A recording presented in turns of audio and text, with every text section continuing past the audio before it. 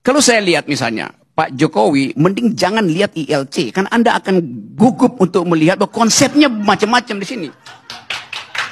Dia pasti nggak ngerti. Sekarang saya buat mengerti dulu ya. Saya buat mengerti dulu. Kata identitas dipakai Pak Jokowi. Kita juga pakai kata itu. Apa sih itu identitas itu? Siapa di sini yang punya identitas? Identitas itu di dalam bahasa aslinya, bahasa Yunani, artinya dia yang sudah mati. Karena cuma orang mati yang bisa diidentifikasi. Itu etimologinya begitu. Arya Bima identitasnya Soekarno. Apa selamanya begitu? Belum tentu. Karena dia masih hidup, dia masih berubah. Kodari. Apa identitas 3 periode? Pasti begitu. Jadi soal itu yang gagal kita bicarakan. Pak Jokowi dengar doang politik identitas. Di dalam kepalanya Islam, selesai. Karena nggak paham itu. Yang nggak paham yang salah bukan Pak Jokowi, lingkungannya yang brief dengan cara yang buruk. Itu akibatnya kalau bergaul dengan orang dungu. Yes. Saya terangkan itu lebih jauh. Sekarang saya lanjut ya. Perlahan-lahan aja. Sesuatu disebut sebagai identitas karena direkognisi. Dalam politik, identitas itu timbul karena direkognisi. Supaya kita selamat dari kedunguan yang menganggap identitas itu final. Enggak. Identitas itu ada kalau orangnya final. Artinya udah mati dia. Baru dia kita tahu identitasnya tuh. Selama dia hidup, aroma politiknya Bung Choi ini, Ustadz Choi ini baru-baru dari pro Ahok sekarang dia menganggap Ahok ada kesalahan di situ. Biasa itu. Pro Anies sekarang. Biasa aja. Kok dari pro Prabowo sekarang masih pro Prabowo. Jadi secara ensiklopedik kata identitas itu hanya mungkin terjadi kalau orangnya udah mati. Itu intinya. Nah sekarang untuk menyelamatkan kekacauan konseptual itu dibikin istilah lain, politics of recognition. Dalam kategori itu identitas dianggap dihidupkan karena direkognisi.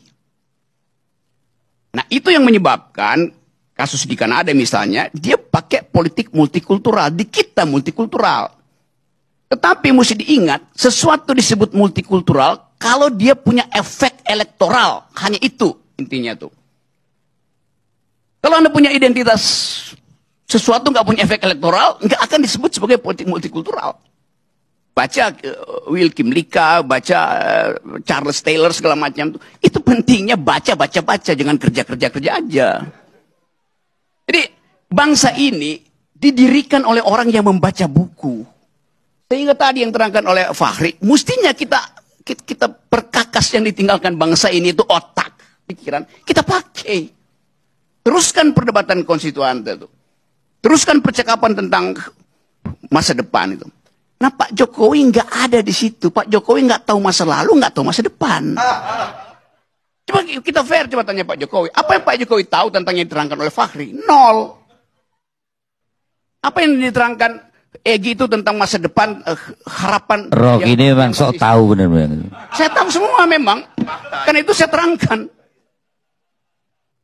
Kan tadi kita berupaya untuk mendengar. Lama-lama oligarki intelektual juga dia. Ini apa relevansinya nih saudara?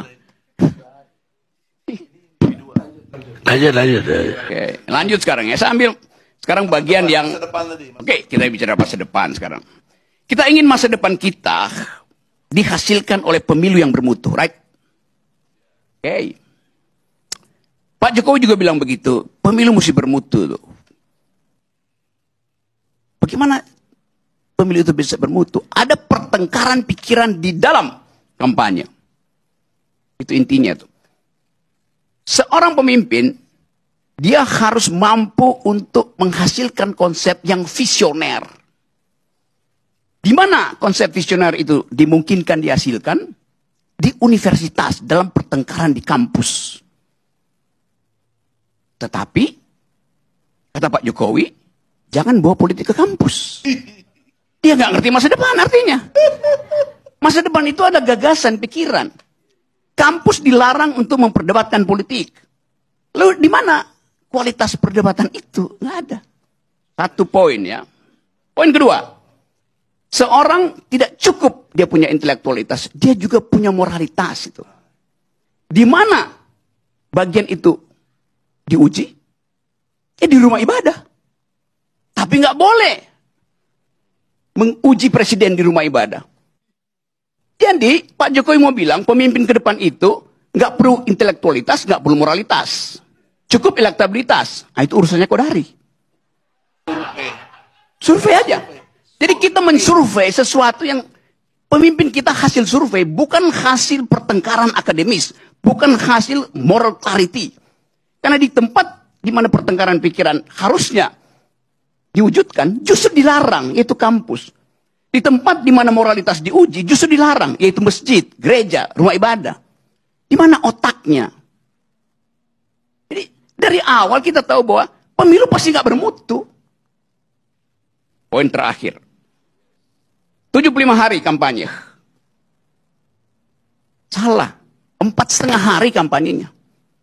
17 partai ingin membuktikan visinya itu masuk akal. Selama 70 hari. 70 bagi 17, 4,5 hari. Apa yang mau diharapkan dari pertukaran pikiran selama 4,5 hari? Yang diharapkan adalah amplop. Rakyat nunggu amplop. Jadi, pemilu ini didesain untuk menghasilkan orang yang tidak berpikir dan orang yang hanya menagih amplop. Itu intinya.